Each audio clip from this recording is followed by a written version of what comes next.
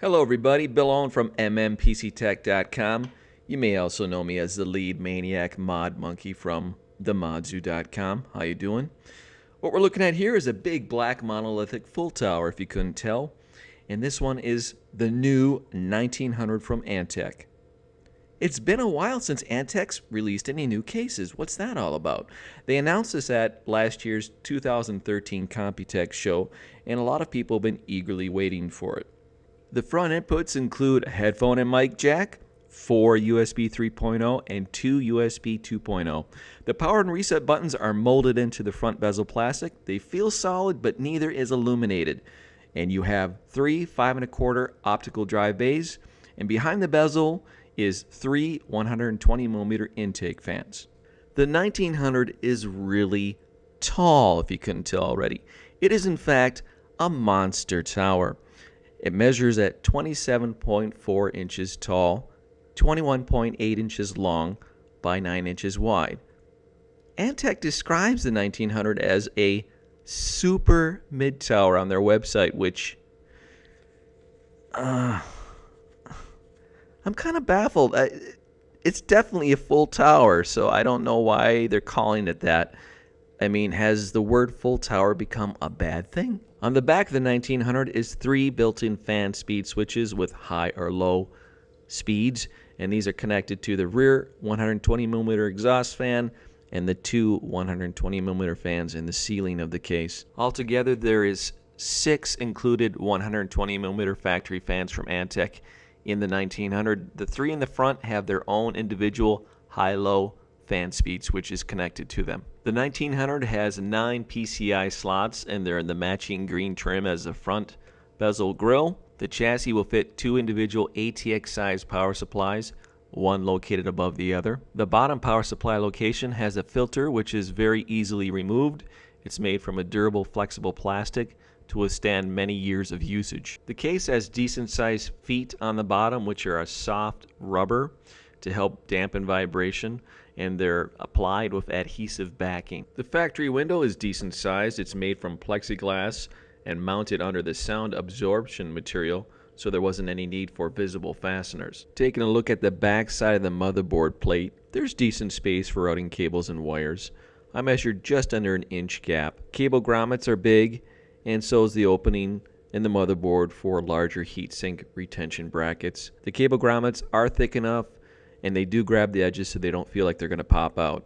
You have enough space for CPU coolers that are up to 6.8 inches tall or 175 millimeters. If you're looking to build a server, you just want a lot of data storage capability, the 1900 has 12 3.5-inch drive caddies that also fit SSDs, and there's 2 additional SSD mounting points above the 3.5-inch drive bay. 6 of the storage drive cages are isolated in the lower cavity of the chassis, and these are accessible through the lower side panels, which are open with the push button releases on the back of the chassis. Both of these lower side access panels and the main side panels have a thin layer of sound absorption material. Accessing the front filters on the 1900 to clean them is a bit of a chore.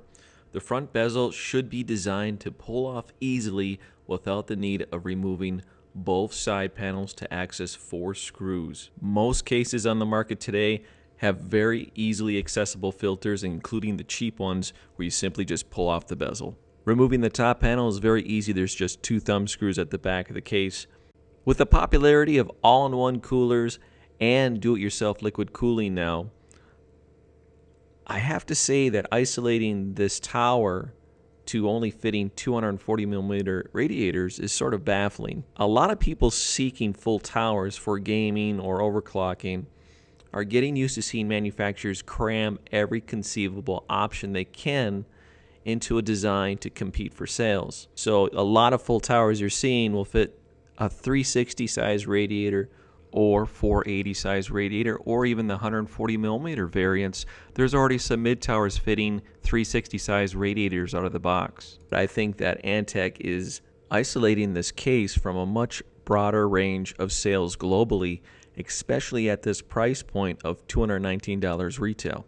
If you are a liquid cooling enthusiast, and I know a lot of you are that watch my videos, and you were having higher expectations for the 1900, especially in the area of liquid cooling, please give Antec your feedback after seeing this video. Tweet at them, post on their Facebook wall, and maybe they'll consider revising some things for a version 2.0 of the 1900, so it caters more to the current market expectations. Because at a retail price of $219.99, they're going to lose a lot of sales and existing customers.